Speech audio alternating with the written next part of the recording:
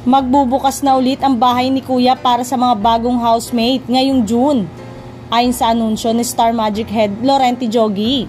Ngayon pala nga ay marami na ang excited sa muling pagbubukas ng bahay ni Kuya para sa Pinoy Big Brother Season 11.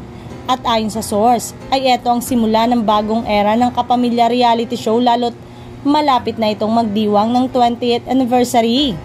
New era dahil pagkatapos ng halos 2 dekada ay magkakaroon na ng bagong bahay si Kuya o Big Brother.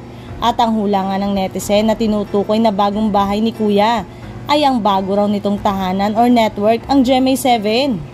Mas lalo pang lumakas ang ugong-ugong na magiging kapuso si Big Brother nang matweet. Twitter pa ang tawag doon. Kailan kaya magiging kapuso si Big Brother? July last year, na-tweet dahil during that time nagsimula ang negosasyon sa GMA Network at ABS-CBN Studio. Pero wala namang binigay na update ang source sa kung anong latest development sa naganap na negosasyon.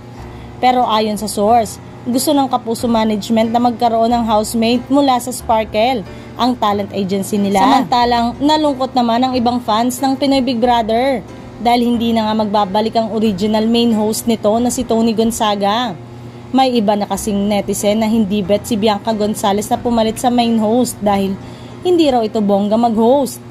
Kung hindi raw si Tony, dapat daw si Kim Chiu ang gawing main host dahil lively itong mag-host at ito rin ang most successful big winner ng show. Pero sa dami ng shows ngayon ni Kim, ay kaya pa ba nitong mag-host gabi-gabi?